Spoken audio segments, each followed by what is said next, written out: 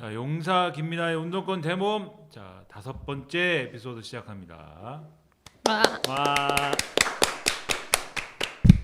무려 5번째 격주로 하는데 5번째. 엄청난 시간이 지났다는 거죠. 그렇네요. 네, 엄청난 10주 지났네요. 네, 엄청난 시간이 지났는데 매일 처음 하는 것 같은 얼굴에 우리 파티 여러분 소개를 해드리겠습니다. 항상 새롭네요. 힐러님 나와주셨습니다. 네, 안녕하세요. 힐러 김동아입니다. 오늘도 힐링을 많이 하나요? 아니면 오늘은 공격을 많이 하나요? 뭐 불을 쏘나요 오늘도? 네, 좀 쏴야죠. 쏴야 아. 재밌죠? 불을 쏴야 힐을 줄 수 있다. 네, 공격형 힐러. 공격형 네. 힐러. 네. 회복과 공격이 동일한 의미의 힐러님 오셨고 네. 그리고 도정님 나오셨습니다. 네, 안녕하세요. 파티에서 도적 맡고 있는 김상은입니다. 도정님 오늘도 많이 훔칩니까? 뭐 훔쳤다고 주장하시는 분들이 워낙 많아서 제가 범인으로 지목당할까봐 약간 두렵긴 합니다만 오늘 좀 훔치는 얘기 좀 하겠습니다. 아 오늘도 훔친다. 네. 네, 훔치고 병 주고 약 주고 하는 네. 용사 김민아의 운동권 대모험 오늘도 자 이렇게 시작을 해보겠습니다. 첫 번째 이슈는 이제 지방선거. 역시 지방선거에 대해서 얘기를 해야 되는데 근데 이제 보통 요즘에 시사 유튜브 이런 데를 가거든요. 제가 뭐 평론가랍시고 이제 얘기를 많이 해야 되니까 그 얘기를 하면 이런 얘기 저런 얘기를 뭐 합니다. 지방선거 끝난 지 사실 좀 됐잖아요. 이제 네. 네, 느낌상 일주일 지났지 않습니까? 네. 뉴스의 세계에서 일주일 지나면은 그거 엄청나게 오래된 얘기거든요. 그쵸. 근데 아직도 얘기합니다. 지방선거 결과에 대해서. 근데 여기 계신 우리 또 용사 파티에 속해 있는 도적과 힐러 이 두 분의 경우에는 아까 걱정들 하시더라고요. 지방선거 무슨 얘기를 해야 되지? 할 말이 없다 지방선거에 대해서. 벌써 딱 까먹은 것 같은 그런 네. 느낌이라. 사람들은 할 얘기 많은데 우리는 할 얘기 없어. 내일이 아니다 지방선거 결과 같은 거는. 이런 분위기인데 그래도 뭐 한마디씩 들어보는 게 좋지 않겠어요? 네, 도정님부터 이번 지방선거는 어떤 지방선거였고 난 이런 걸 느꼈다. 이번 지방선거를 보고 대체 누가 이겼나 싶은 선거였어요. 뭐 민주당이 대승을 했다라고 선언을 하셨는데 사실 이 방송에서 지난번부터 계속 다뤄왔던 격전지들에선 다 진 것 같거든요. 맞아요. 그럼 이게 이긴 건가? 심지어 서울시장도 졌는데 야, 이게 이긴 선거인가 싶은 생각도 들었고 그러면 국민의힘이 네. 이겼다. 그렇다고 또 맞아요. 보기에도 그것도 국민의힘이 뭐 전체 보면 12대 4인가요? 뭐 이걸 이겼다고 표현할 수는 사실 없는 문제가 또 있고요. 그러면 조국혁신당이 이겼다. 조국혁신당은 확실히 완전 졌죠. 졌죠. 확실히 졌다. 확실히 졌다. 그러면 개혁신당이 이겼다. 개혁신당도 확실히 이게 이긴 사람이 그러니까 거의 녹색당밖에 없지 않나. 맞아. 녹색당의 승리다? 네, 녹색당의 승리다. 뭐 이렇게 지금 보여지는 수준의 선거였던 것 같고요. 그래서 뭐 재밌는 뭐 장면들이 뭐 논의될 게 더 있었을 것 같은데 이따 주제로 나올 선관위 얘기 때문에 이 모든 게 다 약간 뭐 더 어지러워진 그런 상황인 것 같습니다. 선관위가 네. 대미를 장식한 누가 이겼는지 모를 선거였다. 네. 힐러님은 어떤 평가 그리고 어떤 걸 내가 느꼈다. 어떤 게 있습니까? 그 이제 선거 과정에서 뭐 평택은 뭐 어떻게 되고 뭐 이런 얘기하면서 사실 저는 이제 조국 대표가 굉장히 그 정당 정치를 희화한 이런 과정들 그리고 뭐 그렇다고 그것도 뭐 울산에서의 어떤 이런 단일화 과정 이런 거랑 뭐 부산에서의 또 접전 뭐 이런 것들이 있었잖아요. 그러니까 이런 과정들 보면서 좀 흥미진진하다. 그러니까 관전잼 약간 이런 건 있었는데 난 재밌게 봤다. 네, 관전잼이었는데 결과는 막 그렇게 뭐 재밌지도 않고 뭐 감동도 없고 약간 그랬다. 이렇게 그런 느낌이었어요. 네. 과정은 좀 재밌게 봤지만 결과에 네. 대해서는 별로 흥미롭지 않고 네. 그리고 별로 감동도 없다. 네, 네, 감동도 약간의 없고. 그 짜증이 나는 네. 그러한 결과가 아닌가 이런 생각이 맞아요. 들었다는 거죠. 네. 그렇죠. 이게 그 이제 선거 결과가 나온 다음 날 신문 이렇게 쭉 보는데 경향신문에 이제 정청래 대표, 장동혁 대표 얼굴이 딱 실렸습니다. 근데 정청래 대표는 기분이 나쁜 표정이고 장동혁 대표는 미소를 짓고 있어요. 그리고 밑에 이제 캡션이 각각의 이제 캡션이 달렸는데 이겼는데 진 것 같고 그다음에 이제 맞아. 저쪽은 이제 졌는데 이긴 것 같고. 네, 그런 선거이다. 그 희한한 선거를 치렀는데 네. 근데 이게 뭐 모든 지역의 이제 승패에 대해서 얘기를 하면서 뭐 줄줄이 얘기하기에는 시간이 좀 지났고 그리고 그렇게 얘기하는 게 어떤 의미가 있겠나 이 자리에서 용사 김민아가 운동권 대모험을 하는데 그런 게 뭐 큰 의미가 있겠나 싶은 생각이 드는데 그래도 두 가지는 이제 두 가지 지역의 결과에 대해서는 한번 얘기해 볼 만하겠다라는 생각이 듭니다. 근데 사실 두 가지만 얘기하냐? 뭐 하나 더 해야 되지 않아? 또는 뭐 하나 더 있지 않아? 뭐 이런 식으로 얘기를 더 해줘도 좋은데 어쨌든 그런 것 같아요. 첫 번째는 역시 아까도 말씀하셨듯이 서울시장입니다. 왜 이 평론가들은 약간 당황했습니다.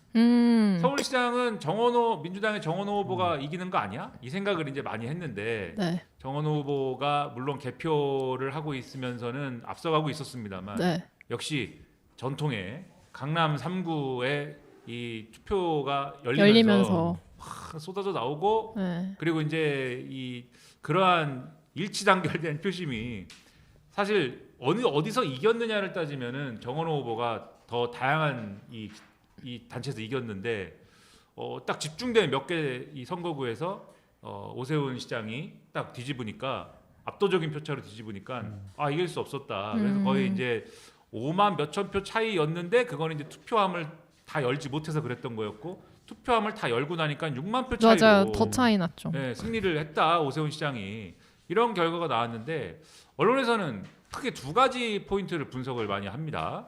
그 하나는 왜 이렇게 됐느냐?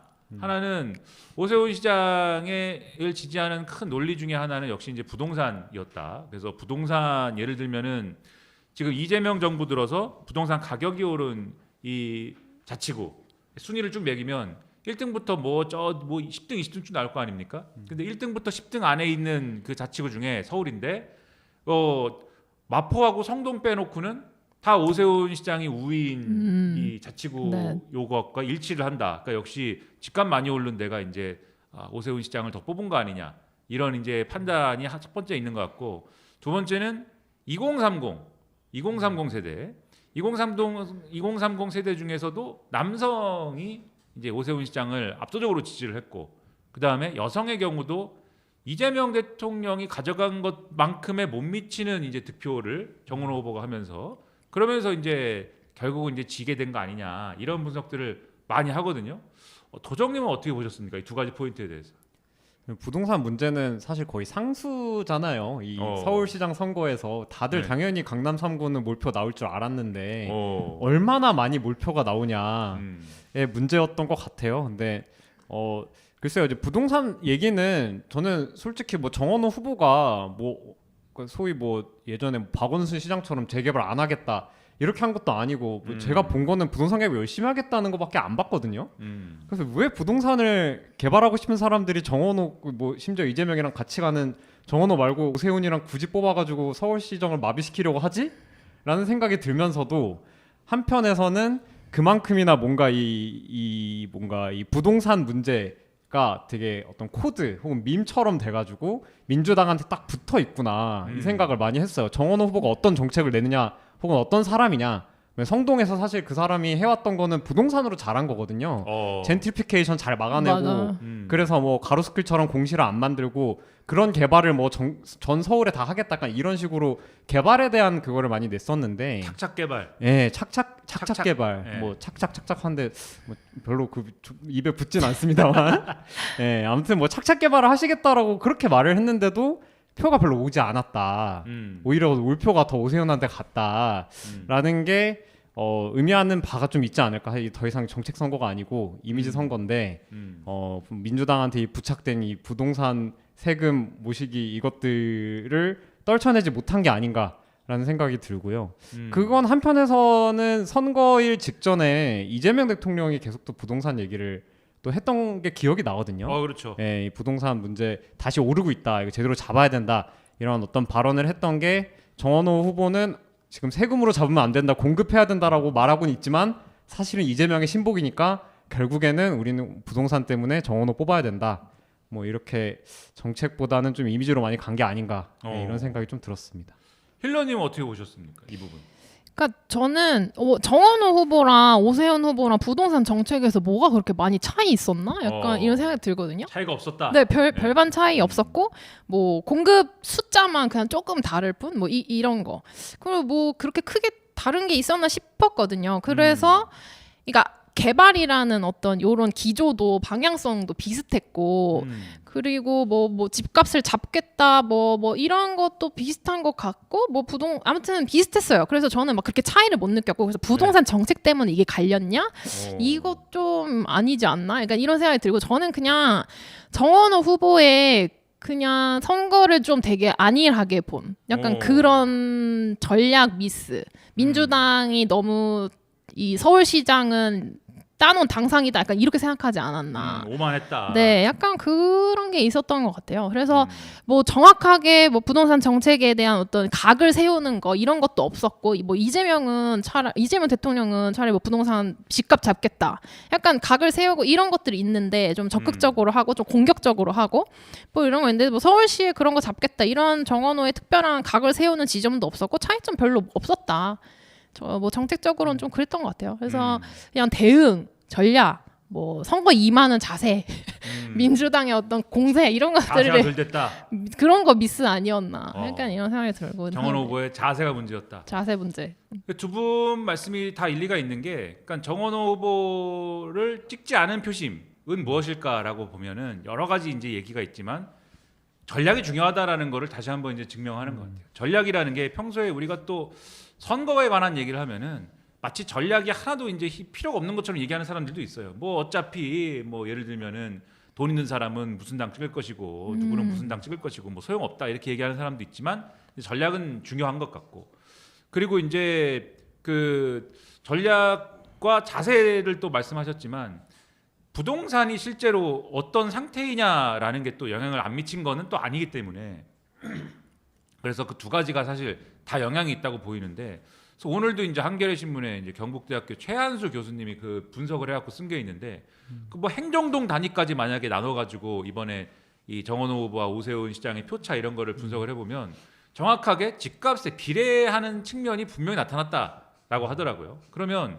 집값이 오르면 이제 무조건 앞으로는 그 민주당은 뭐 집값이 오르면은 무조건 이제 서울시장은 탈환을 못하는 것이냐. 근데 거의 그 결론에 가까워요, 이 교수님 얘기는.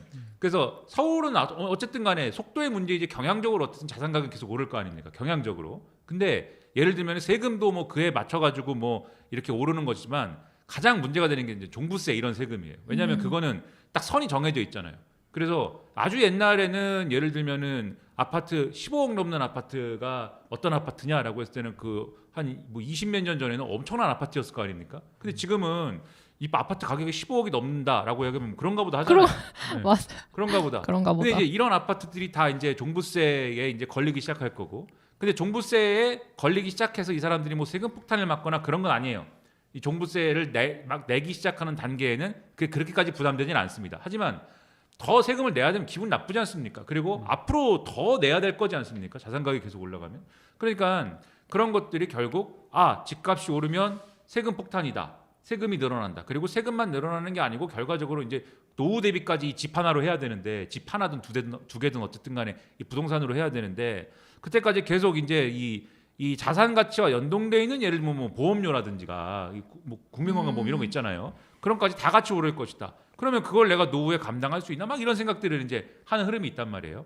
그러면 이런 걱정을 할 때 정치가 그런 걱정을 하시는군요. 뭐 알아서 하십시오. 이제 이런 정치가 있을 것이고, 그런 걱정을 하시는군요. 이것은 다 민주당 탓입니다. 이렇게 얘기한다든지, 아니면 이것은 다 뭐 예를 들면 오세훈 시장 탓입니다. 이렇게 얘기하는 정치가 있을 건데, 지금 이제 민주당은 이것은 다 오세훈 탓입니다. 그거를 잘 못한 것 같고, 왜냐하면 우리가 이 민주당과 국민의힘에 무슨 최선의 정치와 최선의 선거 전략을 주문할 수는 없잖아요. 이 거대 정당들에 대해서는 뭐 하던 대로 하던 가락이 있으니까. 그럼 이건 오세훈 탓입니다. 이거 오세훈을 확실히 바꿔버려야 됩니다. 오세훈을 바꿔버려야 여러분들이 무슨 뭐 부동산이든 세금이든 개발이든 뭐 하여튼간에 여러 가지가 잘 안 되는 상황을 벗어날 수가 있습니다. 오세훈 겉만 번지르르 하지 속을 한번 까보십시오. 제대로 개발한 게 있습니까? 뭐 지난번에 그리고 토지거래허가를 한다고 그랬다가 뭐 뺐다가 이러면서 부동산 가격이 폭등해가지고 더 문제가 되지 않았습니까? 뭐 이런 걸 막 하면서 여기에 플러스 알파 그 우리한테는 가슴 아픈 얘기지만 서서문 고가가 무너지고 그다음에 뭐 삼성역에 철근이 안 들어가고 이런 겉만 번지르르한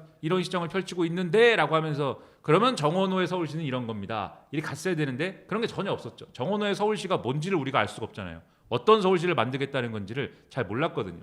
그래서 이런 전략이 예를 들면 이제 좀 정원호 후보에 대해서는 좀 어렵게 작용한 거 아닌가 싶은 생각이 들고 그 다음에 이제 앞으로 그러면은 부동산 가격이 계속 올라서 오늘 교수님이 쓴 이 글을 보면은 아까 최한수 교수님이 쓴 글을 보면은 서울 전역에 강남화가 이루어질 것이다 앞으로. 그래서 서울 전역에 표시면 아무튼 경향적으로 보수 쪽으로 갈 건데 민주당도 그거를 알기 때문에 이제 사실 정원호 후보로 선택한 측면이 있거든요. 민주당 경선할 때 보면은 박주민 의원하고 이제 정원호 후보가 서로 겨루잖아요. 근데 박주민 의원의 전략은 당신은 민주당답지 않은 후보야. 이걸 계속했고 정원호 후보는 나는 이제 그렇기 때문에 오히려 중도 공략을 할 수 있는 후보야를 이제 본인이 직접 막 이제 피력하진 않아도 대충 그런 분위기 속에서 좀 낫지 않겠어? 이런 걸 이제 한 건데 그 강점을 이번에 발휘하지 못한 거잖아요. 그 배경에는 제가 볼 때는 오세훈 서울시장이 아주 기가 막힌 또 전략도 있었다라고 생각이 드는데 정원호 후보도 제2의 박원순이다. 그러니까 정원호 후보가 뭘 얘기하든 뭘 하든 저 사람은 제2의 박원순이다. 그러니까 아까 조정님이 얘기하기를 정원호 후보가 뭐 박원순식 부동산 정책을 약속한 것도 아니지 않느냐라고 말씀하셨는데 그게 맞죠. 사실 따져보면은 오히려 박원순보다는 민주당판 오세훈 아니야? 이렇게 평가될 만한 그러한 이제 개발 정책을 갖고 있었음에도 불구하고 하지만 선거 담론의 영역에서는 정원호 후보는 제2의 박원순이에요. 그 보수 유권자들이 볼 때는 그걸 만들기 위해서 계속 빌드업했던 전략이 첫 번째로 정원호 후보는 운동권 출신이다. 우리가 얘기해 운동권 출신인데 김문수는 운동권 중심이다. 네. 이런 느낌. 네. 이재호는 운동권 출신이다. 그게 뭐예요? 어쨌는데요. 하지만 일반적인 서울 시민이 느끼는 생각은 특히 강남 3구에서 느끼는 생각은 그래? 이렇게 된다는 거죠. 옛날에 전대협 선전부장 출신이었어? 이게 있다는 거죠. 그래서 전대협 선전부장 출신의 정원호 후보가 계속 얘기하잖아요.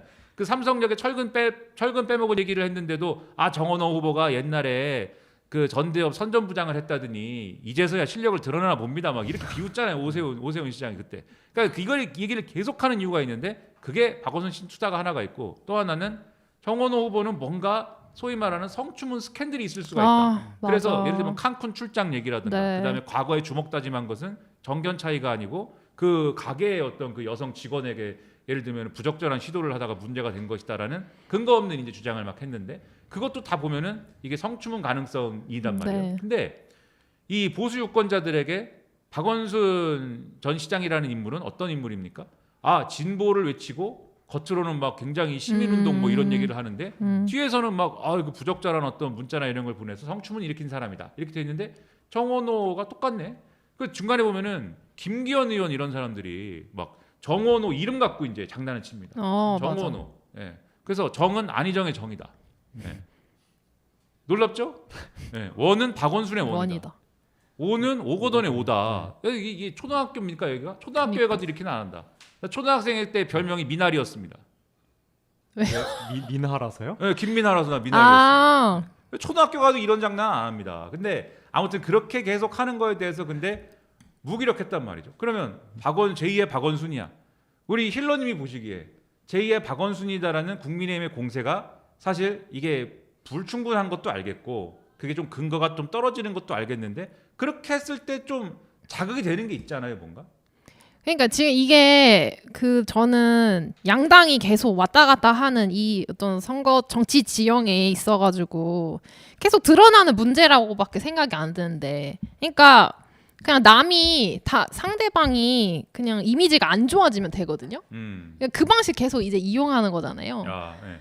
그러니까 근데 그게 들어먹히고 하는 거니까 그거가 계속 할 수밖에 없겠죠. 그러니까 정책 얘기 이런 거 또 할 수가 없고 사실 정원호 후보는 저는 되게 인지도가 없었거든요. 그러니까 저한테는 없었어요. 그냥 갑자기 그렇죠. 이재명이 샤라웃 해가지고 갑자기 등장한 정치인이잖아요. 성동구청에서 잘 구청장 하다가.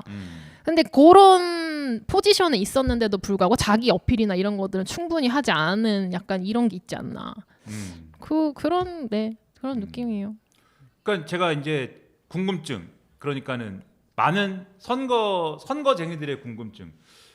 요걸 이제 다른 평가하실 수 있을 것 같은데 2030 여성들은 왜 이 정원호 후보를 지지하지 않았는가 이게 또 있어요. 그쵸, 네. 그 주제에 대해서는 혹시 또 어떻게 생각하십니까? 어떤 당사자성도 있으니까 혹시 그러니까 그런 문제에 대해 그 선거 과정 중에 우리가 뭐 광주에서도 뭐 사건이 있었고 계속 이제 여성 혐오 사례 뭐 범죄 이런 것들이 엄청 많이 있었단 말이에요. 그간에 10년 동안 해결되지 않은 강남역 사건 이후로도 해결되지 않은.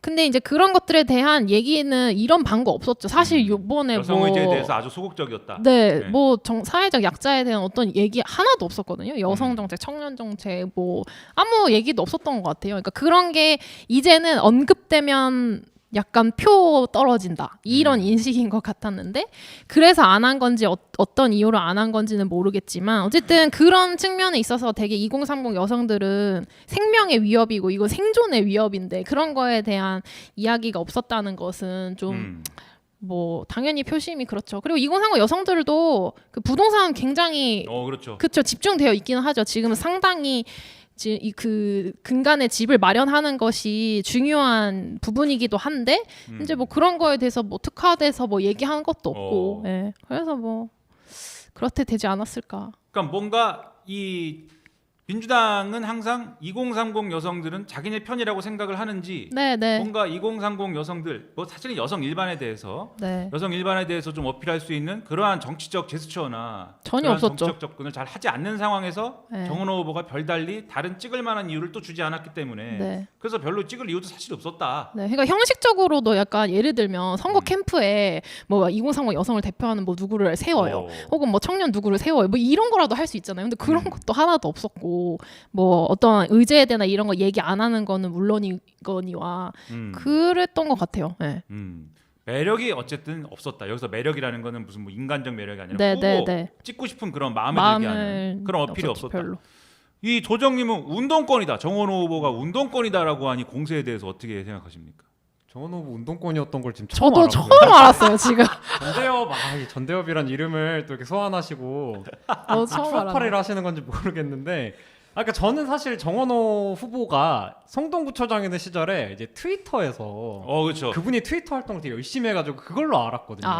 그때는 평가가 괜찮았어요. 그 트위터 네. 내에서는 원래 트위터 안에서 이게 그런 말이 있습니다. 사실 트위터 안에서 잘 된 사람은 현실 정치에서 망한다고, 뭐 특발망이라고 뭐 그렇게 부르기는 하는데, 어쨌든간에 그 안에서 약간 좀 호응이 있었던 부분은 직접 소통을 잘한다 이런 거랑 엄청 꼼꼼하게 되게 세부적인 또 생활 정책들을 잘 챙긴다. 그러니까 이런 이미지가 있었던 것 같고, 그냥 애초부터 페미니즘을 잘 챙기는 후보라던가 이런 식이었던 후보는 아니었던 것 아니었죠. 같아요. 음. 오히려 이제 그건 이제 박주민 의원이 좀 가져가고 그치. 싶었던 이미지였던 것 같고, 음. 정원호 후보의 경우에는 뭐 그런 방식으로 뭔가 어떤 사상 이념적으로 진보적인 뭔가 제스처를 통해서 진보 투표를 결집시키는 이런 전략이라기보다는, 오세훈은 제 내란 세력이니까 못 찍고, 그럼 이제 뭐 찍으려면 결국에는 뭐 되는 후보 정원호 찍어야지. 그러니까 이거 이기는 후보 전략. 우리는 최대한 약점 많이 안 드러내고 그냥 조용조용히 선거하면 지금 뭐 55대 막 40 뭐 이렇게 나오는데 이거 지겠어? 그러니까 이런 선거 전략이 아니었을까 싶어요. 그래서 사실 뭐 여성 표가 덜 나오긴 했는데, 그래서 뭐 그런 건 있더라고요. 뭐 20대 여성이 한 10%가 그 여성의당 유지혜 후보를 찍고 한 9점 몇 %가 권영국 후보를 찍었더라, 정의당. 그러니까 한 그 20% 정도를 뭐 만약에 여성 정책을 잘했으면 가져갈 수 있지 않았냐, 뭐 이런 약간 분석들을 하시는데, 사실 그분들이 뭐 1%밖에 남짓이 안 돼서 옛날에 뭐 그 상당히 뭐 캐스팅 보트가 될 수 있었던 그 정도 세력이 지금 못 되는 것 같아요. 그러니까 그런 점에서 뭐 그런 주장도 해볼 수는 있겠지만 그것만은 또 아닐 것 같다. 약간 이런 생각이 좀 드네요. 뭐 여성의당과 정의당 후보의 경우에는 그 카테고리는 별개, 제가 볼 때는 카테고리이기 때문에 항상 보면은 이제 그 예를 들면 민주당 후보가 지고 이러면은 그거 좀 왜 나왔냐 이렇게 되는데, 사실 그들이 나오지 않았더라고 해도 그 표가 민주당으로 갈 거냐라는 거는 상당한 네, 이제 의문이죠. 물음표가 있는 문제거든요. 그래서 근데 이제 제가 물어본 거는 운동권이 아니라고 다들 생각했어요. 정원호 후보가 운동권이 아닌 줄 알고 아니라고 생각했고, 지금까지도 운동권 출신인 거는 사실 모릅니다. 그리고 학생운동 경력 있는 사람이 뭐 한두 명입니까? 그러니까 민주당에서 뭐 아닌 사람 그렇죠. 있어요? 민주당 외에도 뭐 홍성만도 있고 뭐 전반적으로 학생운동권 출신이야 뭐 드글드글한데, 근데 오세훈 시장 측에서 계속 이 사람은 운동권이라고 주장한 것, 그것에 대해서 어떻게 생각하시냐? 계속 운동권이라 주장한 것. 이 사람 운동권이기 때문에 제2의 박원순이다 이렇게 주장한 거에 대해서. 그러니까 뭐 그게 진위 여부와 별로 무관한 오. 거죠. 좀 무관하다고 생각하고요. 그게 어떤 동원의 수사인 것 같은데. 그러니까 운동권이라는 말에 붙는 의미들이 있잖아요. 사실은 그게 진실인지 아닌지와 무관하게 붙는 의미들이 있는데 뭐 어떤 의미에서는 무능도 붙을 수도 있고 되게 이념적이라서 현실과 맞지 않는다 이런 뭐 부호들이 막 이렇게 붙는 것 같아요. 뭐 아니면 뭐 그렇죠. 중국, 네. 뭐 북한 그렇죠. 이런 부호들이 계속 붙는데 그 부호들을 한 방에 붙일 수 있는 좋은 단어였기 때문에 운동권이라는 말을 계속 쓰는 것 같고요. 그렇죠. 그렇다고 전대협이 아니었던 건 아니지 않냐 네. 이렇게 말할 수 있으니까 공직선거법에도 안 걸리잖아요. 그렇죠. 아이고 전대협 출신이라 그러시나 봅니다. 이건 뭐 사실이기 때문에 허위 사실 적시도 아니고 근데 그럼에도 불구하고 사실은 정원호 후보의 삶의 경로와는 되게 많이 다른 어떤 의미들을 부착해서 자기와의 대립항을 만들 수 있다라는 점에서 좀 많이 쓰지 않았을까 네, 이런 생각이 좀 드네요. 그러니까 이 선거에 대해서 얘기를 하면 사실 많은 사람들이 이런 부분을 잘 주목을 안 하고 평론가들도 잘 뭐 얘기는 안 합니다. 그래서 제2의 박원순이라고 주장한 거에 대한 어떤 뭐랄까 민감함 이런 문제는 제가 거의 저 혼자 이제 얘기하는 그런 기분이 항상 드는데 그 얘기를 왜 하냐면 이런 식의 이런 식의 전략을 담론 전략을 국민의힘이 하루 이틀 쓴 게 아니에요. 멀게 가면은 뭐 2018년 이전부터 시작을 했고 2018년 제가 늘 말씀드립니다만 그 당시에 민주당이 무슨 개헌을 하자고 그랬는데 민주당이 개헌을 시도를 했어요. 문재인 정부가 개헌을 시도를 했는데 당시 홍준표 체제의 자유한국당이 뒤에다 써붙입니다. 사회주의 개헌 반대. 개헌이 사회주의라는 거예요. 토지 공개념 얘기 한마디 5글자 꺼내면 사회주의다라고 얘기하고 자유민주주의에서 자유를 빼려고 그런다? 그것은 북한에 여기 웃을 수 있어요. 여기 있는 분들은. 북한에 그것은 민중민주주의 아닌가? 그럼 우리가 할 말이 많죠. 민중민주주의란 북한인가? 그 민중민주주의를 뭘 얘기하는 거지? NLPDR의 PD를 얘기하나요? 뭐 이렇게 할 말이 많은데 여기 있는 분들은 할 말이 많은데 뭐 아무튼 간에 그래서 사실 사람들이 예를 들면은 민주당 내지는 진보 이쪽에 있는 사람들이 그들이 뭐라고 하는지를 신경을 안 쓰고 또 개소리 하네 이렇게 자꾸 평가절하하고 생각을 안 하는데 그 담론을 굉장히 오랫동안 미뤄왔습니다. 그래서 운동권이란 무엇이냐? 운동권이란 예를 들면은 민주주의에서 자유를 빼려고 한 사람들이다. 근데 민주주의에서 자유를 빼면은 왜 문제가 되느냐? 우리는 별로 그게 문제가 안 되잖아요. 민주주의에서 자유를 뺄 수도 있지 않습니까? 민주주의가 원래 자유인데 그걸 빼면 뭐 어떠냐? 근데 큰일 나요. 왜냐? 북한이 인민민주주의고 대한민국은 자유민주주의인데 자유를 빼면은 북한의 인민민주주의 하자는 얘기다. 그리고 이 사람들은 보니까는 자유를 싫어하고 뭐 자꾸 뭐 평등 이런 거를 얘기하는 것처럼 보이는데 실제 그렇지도 않은데 민주당 사람들이 언제 뭐 평등만 중시하고 이런 적이 없지 않습니까? 하지만 어쨌든 개념적으로 그런 담론을 계속 주입을 했어요. 평등을 좋아하는 사람들 같은데 결과의 평등이 아니고 기회의 평등이 중요하지 않아? 세상이 공정해야 되는데 이 사람도 억지로 공정하지 않고 결과의 평등만 중시하면서 오히려 역차별하는 사람들이야. 막 이렇게 이제 집어넣은 다음에 그런 역차별은 결국 국가 주도의 권위주의적 전체주의적 정부가 하는 것이고 그 정부랑 어디냐? 이 사람도 운동권이니까 북한 좋아하겠지? 북한이랑 중국에서 하는 거야. 뭐 사실 여부는 관계없어요. 그냥 북한이랑 중국에서 하는 거야. 그리고 이런 것들이 결국 다 뭘로 이어지냐? 차별금지법을 한다 그러고 페미니즘을 한다 그러고 이런 걸로 이어지는데 교회 갔는데 목사님이 그 얘기를 하는 거예요. 차별금지법 때문에 이제 세상이 무너지게 생겼다. 그러니까 교회 가도 목사님이 그 얘기를 해. 그래 교회 가도 그 얘기를 하고 정치를 봐도 그 얘기를 하고 그다음에 실제로 지금 집권 세력이 민주당, 문재인 정부 또는 이재명 정부인 것 같은데 내 삶은 나아지는 게 없고 나는 항상 불행하고 왜 불행한가 봤더니 나는 항상 가만히 있는데 남들이 주식 투자 잘해갖고 돈 벌고 남들이 취직 잘해갖고 올라가고 나는 가만히 있어갖고 나는 그냥 가만히 있었을 뿐인데 자동으로 벼락거지가 됩니다. 그러니까 이런 걸 생각하는 거거든요. 근데 그런 거를 딱 계속 건드리는 이런 담론 전략이 너는 운동권이다라고 해가지고 이 운동권이라는 사람들은 예를 들면 이번에 오세훈 시장이 결국 그 얘기를 다 어디로 가져갔냐면 박원순 시장 시절에 재개발 재건축 안 하지 않았느냐. 운동권들은 재개발 재건축을 싫어한다. 도시재생 이런 거를 얘기하면서 벽 하나 그리지. 재개발 재건축 안 하는 사람들이다. 정원호 후보가 재개발 재건축을 뭐 몇만 채를 약속을 해도 나 같은 재개발 재건축 마니아도 못한 일을 정원호가 할 리가 없지 않느냐. 뭐 이래요. 그러면 이게 이제 우리 같은 사람들 입장에서는 재밌는 얘기 하네 이러고 넘어가지만 강남 3구에 계속 재개발 재건축 언제 돼요? 뭐 음마 아파트 살고 이런 사람들이 이 얘기를 계속 접한다고 생각을 해보세요. 큰일 나는 거거든요. 이거는 전교조랑 똑같습니다. 이 한때는 전교조의 이런 어떤 그 해악에서 우리 저기를 막겠습니다. 우리 아이들이 지키겠습니다. 우리 같은 사람들 웃잖아요. 전교조로부터 뭘 막냐? 전교조 좋은 건데.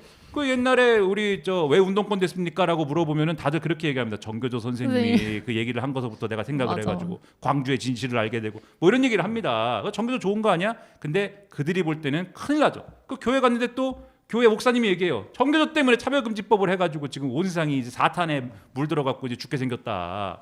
그러니까 이런 네트워크들이 쭉 펼쳐져 있어갖고 이게 단지 제가 볼 때는 서울시장의 문제뿐만이 아니고 앞으로 계속되는 어떤 극우화, 보수화 유권자들이 극우화되고 보수화되는 이런 흐름의 무슨 연결고리 같은 게 이런 수준 낮은 담론들로 계속 기도가 되고 있다. 그래서 사실 이번에 서울시장 선거에서 제가 그걸 좀 느껴서 그래서 이제 한번 여기 있는 운동권들한테 한번 그걸 물어본 거고. 자, 그다음에 이제 또 재밌는 결과는 이제 평택을에서 일어났죠. 평택을에서 조국혁신당의 조국 후보와 그다음에 민주당의 이제 그 김영남 후보가 모두 동반 낙선을 했습니다. 이 결과에 대해서 이번에는 도정님은 어떻게 보셨습니까? 아까 도정님한테 먼저 물어봤네. 네. 힐러님은 어떻게 보셨습니까? 예상 밖이었는데요. 아, 저는 예상 예상 밖이었거든요. 네. 예상 밖이었는데 근데 조국 대표가 안 된 건 좀 잘 된 것 같고 그건 잘 됐다. 오.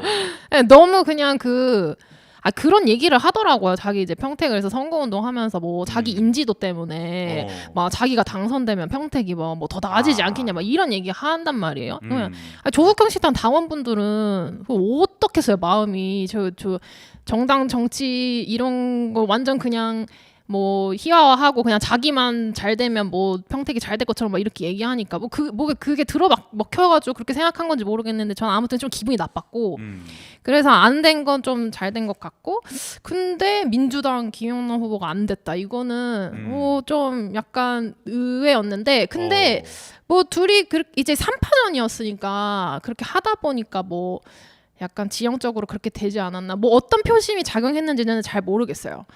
네. 3파전이니까는 누가 이겨도 이상하지 않을 구도에서 네. 어쨌든 이 조직 논리나 이런 게 막 서로 경합하다 보니까 결국 유희동 후보가 되는 결과가 나타난 것이다. 네. 야, 그 도정님은 어떻게 보셨습니까 이 결과? 네, 뭐 니들 그럴 줄 알았다 뭐 약간 이런 느낌이긴 했는데. 그럴 줄 알았다. 네, 근데 뭐 사실 뭐 민주당이 이기나 국힘이 이기나 뭐 지금 뭐 맞아요. 운동권들 입장에서 뭐 얼마나 크게 다르겠습니까마는 네. 근데 저는 약간 좀 재밌었던 부분이 황교안 대표가 거기 나갔는데 네. 6%를 받았더라고요. 야, 6. 예, 이게 사실 우리 진보 정당들 다 소수 정당으로서 지방선거 다 뛰니까 6%가 얼마나 대단한 수치인지 잘 알거든요. 6% 나오면은 기분 엄청 좋겠죠. 예, 6% 나오면은 뭐 바로 잔치해야죠. 네, 사실 도정님은 뭐 잔치 열죠. 한 푼도 물론 선거 비용 보전은 못 받습니다만은. 그렇죠. 네, 상처 뿌린 영광이죠 사실. 맞아. 그래도 영광은 영광이란 말이에요. 이게 그렇죠. 김재현 후보보다도 훨씬 높은 그렇죠. 수치를 받게 된 것이고, 근데 그 이제 황교안이 6%를 받았음에도 불구하고 유희동 후보가 당선이 된 것이고, 근데 그럼에도 불구하고 이 6%라는 그게 압도감이 좀 느껴지더라고요. 예, 이게 그러니까 국민의힘을 찍지 않고 굳이 이 부정선거론자를 찍어주는 사람이 6%라는 거잖아요. 그렇죠. 그러니까 국민의힘이 이미 극우의 숙주가 됐음에도 불구하고 그것보다 더 선명한 당을 찍겠다라고 해서 황교안을 찍는 게 6%라는 게 이 평택을이 지난번에 말씀하셨던 게 뭐 지금 대한민국 정치의 어떤 축소판이다라고 본다면 또 시사하는 바가 좀 있는 것 같습니다. 그래서 지금 뭐 유희동 후보가 당선된 게 뭐 그 둘의 분열 때문이다 이런 거는 민주당 지지자와 조국혁신당 지지자분들끼리 자화자화를 많이 하시는 것 같아요. 그거에 대해서는 저는 사실 그렇게 관심은 없고요. 근데 그렇겠죠. 이 체제를 어느 방향에서 무너뜨리냐에 있어서 진보당 후보보다 자유와 혁신 후보가 훨씬 더 많이 득표했다는 게 이 시대가 지금 가는 방향을 좀 보여주는 것 같아서 좀 씁쓸합니다. 오히려 나는 황교안에 주목을 했다. 네. 근데 이제 그게 또 웃고 말 일이 사실 또 아닌 게 어떻게 6%가 나옵니까? 그런 후보가. 뭐 며칠 전에 이제 그 선관위에 그 투표용지가 남았다라는 거에 대해서 항의하는 사람들이 모여서 시위를 하고 그러는데 거기 앞에서 그 다이빙을 하더라고요. 황교안 뭡니까 전 총리가. 죽지 않았던데요. 네. 개그감이. 네, 난 락팬 줄 알았어요. 네, 다이빙을 하는데 나 지금 뛰어내린다 조심해 이런 다음에 으악 했는데 요 테이블 높이 정도? 거기서 뚝 뛰어내려갖고 뛰어내린 다음에는 그냥 서 있더라고요. 경찰들이 서 있고 나도 서 있고 같이 서 있자 이렇게 그게 뭐지? 그러니까 뛰어내리는 장면까지만 사실은 쇼츠가 나오면 되는 거죠. 뛰어내리는 후에는 뭐 편집하면 되니까 뛰어내린 다음에 악수하면서 갔을지도 모릅니다. 수고 많았다고 수고 많았어요 이러면서 갔을지도 몰라요. 근데 아무튼간에 그런 정치가 6%가 나온다라는 게 뭐냐? 이게 엄혹한 대한민국의 정치 현실이다.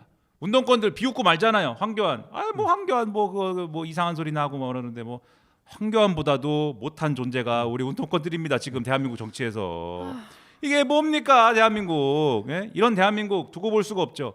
근데 아무튼간에 지금 이제 조국혁신당과 민주당이 이렇게 싸우면서 둘 다 낙선한 이 현실이라는 거는 제가 볼 때는 집권 세력 내 조국혁신당의 집권 세력은 아닌데 결국은 집권 세력 내 논쟁하고 연관이 돼 있는 그러한 선거 구도였잖아요. 지난번에도 말씀드렸듯이 집권 세력 내에 이제 노선 다툼이 있는 거죠. 결국은 그게 그 양쪽 모두 당선 못 되는 그러한 결과를 만든 거고 조국혁신당과 조국 대표를 살렸어야 되지 않을까라고 얘기하는 그러한 민주당 내 흐름이 상징하는 거는 집권 세력이 여전히 이제 어떤 개혁을 진심을 다해서 주장을 하면서 검찰 개혁, 제2차 슈퍼 검찰 개혁을 넘어서 제3차 슈퍼 검찰 개혁까지 가야 된다. 뭐 이런 거. 그다음에 이 기득권 언론들을 용서할 수 없다. 언론들을 왜 이렇게 보도하느냐? 참세상 빼고 다 부셔버려야 된다. 이렇게 얘기하는 거. 예? 그다음에 이제 뭐 관료들, 자기들이 정권 잡고 있는데 관료들이 다 문제다. 관료들을 싹 쓸어버려야 된다. 이렇게 가는 그 개혁 노선들. 요거를 여전히 고수하면서 우리는 기득권을 들이받고 있다라는 그러한 명분으로 지지자를 동원하는 이러한 정치가 좋다. 이게 이제 조국혁신당을 그래도 좀 살려줘야 되지 않아? 그래갖고 그 얘기를 요즘은 세련되게 좀 우리보다 진보적이고 개혁적인 정당과의 어떤 연대의 정신으로 이것을 돌파했어야 된다. 뭐 이렇게 표현을 해요. 민주당 사람들이. 그게 맞는 개념인지 내가 모르겠으나. 근데 뭐 그런 거고 반대쪽에 이제 아니다. 조국 혁신당이 문제가 아니고 지금은 민주당 이재명 정부의 노선을 강화해야 될 때다. 이렇게 주장하는 쪽이 민주당 내 한쪽이 있는데 그들의 주장은 지금 무슨 엊그제 그래서 이재명 대통령이 기자회견에서 한 말 있지 않습니까? 여당이 됐으면은 여당이 통치 책임성을 발휘해서 거기에 걸맞게 막 이렇게 좀 보수적인 사람들 이런 사람들도 같이 막 이렇게 좀 품에 안아서 쓰고 그런 폭이 넓은 그러한 어떤 통치를 해야 그래야 이제 국민의힘이 포기해버린 이러한 이제 수권 능력을 계속해서 유지해가면서 이 통치 가능성 그리고 그 정권 재창출 가능성을 좀 더 높이면서 이렇게 갈 수 있는 건데 언제까지 51대 49의 그 승부를 하는 그 구도로 자꾸 돌아가려고 그러느냐 좀 넓게 가야 되는 거 아니냐 이 견해가 있는 것 같아요. 근데 그 두 견해가 사실은 결착을 보지 못한 거죠. 평택의 상황만 놓고 이렇게 상징적으로 표현을 하면 그리고 그러한 대결 구도 속에서 조국혁신당이라는 당은 완전히 이제 가루가 된 겁니다. 그 대결 구도 이 사이에서 조국혁신당의 미래에 대해서는 어떻게 생각하십니까, 힐러님? 뭐 당대표 나갔잖아요. 당대표가 나갔다? 네. 조국 없는 조국 조국 없는 조국혁신당이잖아요. 네, 사퇴했죠. 네, 네. 사퇴했잖아요. 네. 뭐 어떻게 갈까요? 그러니까 저도 조국혁신당이 이제 잘 되려면 이제 당원분들이 이제 엄청난 이제 고통과 이런 걸 감내해가지고 뭔가 되게 혁신적인 뭐 시도를 하지 않을까 이런 생각이 들면서도 또 그냥 민주당으로 뭐 흡수될 건가? 약간 이런 생각도 좀 들기는 해요. 그래서 조국 없는 조국혁신당 어디로 갈까? 약간 뭐 잘 모르겠어요. 그래서 약간 앞날이 깜깜해서 깜깜. 힐러조차도 알 수 없다. 힐을 줘야 되는데 힐 줘야 될지 딜 줘야 될지 잘 모르겠어요. 불을 쏴야 될지 네, 힐 주문을 힐 걸어야 줘야 될지 내가 될지. 모르겠다. 네. 도정님은 어떻게 보십니까? 조국혁신당의 미래. 뭐 어떻게 될까요? 일단 근데 사실 조국혁신당이란 당의 정체성에 그러니까 별로. 대한 질문이 나올 수밖에 없는 상황인 것 같은데요. 예컨대 원래 이 선거 직전에 합당을 하려다가 말았지 않습니까? 네. 합당을 한다는 거는 이제 우리는 이제 민주당이랑 사실 같다. 사실 민주당이다라는 얘기를 좀 하고 싶었던 것 같고 이번 선거 때도 그런 얘기를 많이 했던 것 같은데 근데 어쨌든 그게 무산되고 아까 말씀하셨던 것처럼 어떤 노선 갈등에 의한 것이라면 그게 이런 단일화의 무산과 합당의 무산과 이런 게 노선 갈등에 의한 것이고 실제로 지금 민주당이 가려고 하는 방향과 조국혁신당이라는 사람들이 대표하는 어떤 방향 가치 이런 게 좀 다르다고 한다면 그러면 이젠 더 이상 민주당은 아닌 거잖아요. 그렇죠. 그럼 민주당이 아닌데 우리가 사실 진짜 민주다라고 하는 게 이게 정체성이 이제 좀 결정을 좀 하실 때가 된 것 같아요. 민주당으로 숙이고 들어가겠다. 이재명 대통령이 최고다. 우리는 이제 그쪽이 진짜 민주가 인정하겠다. 이렇게 가실 것 같지는 않긴 한데 그렇게 가시거나 아니면 지금 민주당은 이제 썩었다. 우리가 진짜 민주당이다. 이제 우리 쪽으로 다시 좀 다 와야 된다. 우리 진짜 민주 좀 하고 싶은 개혁적인 사람들은 우리로 모여라라고 하는 어떤 제3당으로서의 좀 그 기치를 좀 잘 드시던가 그러니까. 둘 중 하나를 선택해야 될 시기가 온 거지 않나 싶어요. 그러니까 지금까지 정체성을 조국혁신당이 좀 비겁하게 갖고 왔단 말이에요. 네. 유리한 대로 어느 날은 내가 제2의 민주당이다, 더 좋은 민주당이다 이렇게 주장하고 또 어느 날은 아니다, 난 제3정당이다, 민주당과 다른 점이 있다, 선거제도 개혁합시다 막 이러고 그랬는데 이렇게 됐으면은 더 이상 이제 뭐 합당이니 뭐니 주도권은 조국혁신당이 없으니까 그 이제 그냥 뭐 다들 이제 백기투항을 해서 개별 입당을 하든지 민주당에 더 이상 우리는 뭐 제3정당 아닌 것 같습니다. 개별 입당 하겠습니다. 좀 받아주세요. 뭐 이렇게 가든지 아니면은 아니다. 우리는 그래도 제3정당이다. 우리는 사회 대개혁을 위해서 어쨌든 할 일이 있다. 그러면은 민주당한테 자꾸 무슨 저기 질척거리지 말고 죽으나 사나 지지율이 0.1%가 나오더라도 이길만을 갑니다. 뭐 이런 정치를 하든지. 근데 그 정치를 하려면 조국 대표로 상징되는 지금 당인데 조국 대표가 계속 이런 스탠스여서는 안 되겠죠. 근데 이런 얘기하면은 우리 운동권들이 관심이 없어요. 지금도 채팅창에 JW1166님 어디로 가든 관심 없다. 관심을 가져야 돼요. 왜 속마음을 왜 관심을 가져야 되냐? 운동권들이 꼭 이래. 자기들 얘기 아니면 관심 없어. 어디 노조에서 어느 파가 이겨가지고 거기를 누가 먹었다 이런 거 뭐 민주노총 위원장 선거에서 누가 무슨 뭐 현장파가 이겼는데 야 그래고 중앙파랑 국민파가 손을 잡았어야지 뭐 이런 얘기하고 그런 얘기는 거의 뭐 흥분해가지고 세상 끝날 때까지 일주일이고 2주일이고 3주일이고 계속 얘기합니다. 아 미쳐버려요 진짜. 그런 얘기는 그리고 아주 빠삭합니다. 야 인천연합이 어디 지역구에 갔대 뭐 그리고 뭐 어디 갔대. 세상 중요한 일이 없습니다.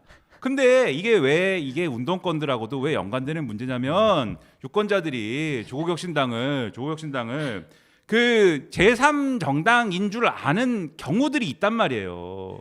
그래서 막 비례대표 사실은 그동안에 이제 진보정당의 그 전략이 맞아. 비례대표라도 좀 찍어주세요 이게 있었어요. 네. 예. 좀 이제 빈곤한 전략이죠 사실. 비례대표라도 우리를 찍어주십시오. 지역구는 당신들 좋아하는 민주당이든지 뭐 어디든지 찍으시더라도 비례대표는 좀 우리를 주십시오 해가지고 이걸로 좀 연명하는 게 있었는데 이걸 조국혁신당이 다 뺏어갔지 않습니까? 지난번에 지민비조 뭐 그런 거 아니에요. 그래가지고 사실 이제 정의당이 불행해진 측면도 사실 있거든요. 그러면은 이 조국혁신당이 어떻게 정리되느냐가 사실은 또 어떤 면에서는 또 이 정의당 같은 정당 또는 정의당과 뭐 이렇게 지금 뭐 노녹정 이래가지고 선거를 같이 치른 거잖아요. 이런 정당들에게 어떤 추가적인 효과를 또 줄 수도 있어요. 왜냐하면 세상사 선거라는 것은 운동권들의 계산으로만은 진행이 안 되기 때문에 운동권 계산대로 했으면은 이미 혁명이 일어났죠. 노동계급이 단결해갖고 지금 막 들불처럼 일어나갖고 이 자본주의 모순을 끝냈죠. 안 되잖아요. 선거라는 거는 철저히 부르주아 이런 얘기까지 해야 돼? 부르주아 정치 논리로 돌아가는데 그거와 무관하게 살고 싶으면은 원내정당 하지 말아야지. 근데 원내정당을 또 하겠다고 또 달려들잖아요. 원내정당을 하고 싶으면은 이런 상황들에도 관심을 갖고 다른 정당들의 운명에 대해서 잘 알아야 된다. 그런 것들을 이제 말씀을 드리고 그래서 이제 이 집권 세력의 앞으로의 향방과 그다음에 조국혁신당의 운명 이런 것들이 그래서 이제 나름대로 중요한 측면이 있다 이 말씀 드리고 사태가 이렇게 되다 보니까는 결국 이제 집권 세력 내 권력 투쟁 구도로 가는데 또 이제 이재명 대통령이 기자회견에서 이제 그 얘기를 했습니다. 크게 이제 그 평론가들이 관심 갖는 게 이제 두 가지 언급인데 첫 번째는 지방선거 패배에 대해서 이게 내 생각엔 진 것 같다. 나는 기분이 나쁘다 지금 이 얘기를 하면서 이겨야 될 때서 이기지 못한 것 같은데 근데 뭐 하여튼 나도 반성한다 뭐 이런 얘기를 했고 두 번째로는 여당이 좀 그릇이 커야지 야당일 때와는 다르다. 그래서 창이 될 게 아니고 그릇이 돼야 된다. 이렇게 얘기했어요. 그래서 여의도 근처의 평론가들 다 그 얘기합니다. 이거는 정청래 대표를 이 어떤 겨냥해가지고 저격을 한 것이다. 그래서 정청래 대표의 연임 시도를 막고자 하는 그래서 자신이 그 선호하는 김민석 총리를 당으로 보내갖고 김민석 총리가 당권을 가져야 된다라고 하는 그러한 행보 아니냐 이런 얘기를 또 하고 있어요. 뭐 그래서 오늘도 이제 사실 청와대가 이재명 대통령이 이제 어저께 그 해외 순방을 떠나면서 이제 그 뭡니까 환송을 해야 되는데 정청래 대표가 안 나온 거잖아요. 마중을 누가 있냐? 청와대가 전화해갖고 오지 마세요 해가지고 근데 그것도 이례적인데 김민석 총리가 총리가. 환송을 나온 거잖아요. 총리가 나가서 환송한 것도 이례적이라는 거예요. 이거 의도가 있는 거 아니냐. 그래서 대갖고 오늘 이게 의도가 있네 없네 대통령이 당무 개입을 했네 안 했네 무슨 뭐 이런 얘기를 하고 있는데 도정님 어떻게 생각하십니까? 뭐 의도가 있겠죠. 아니, 오늘 트위터에 이재명 대통령이 자기 이제 지지율 9% 포인트 떡락한 거 예. 공유하면서 예. 아 국민의 뜻을 잘 알겠다. 어. 따르겠다. 더 넓게 가겠다.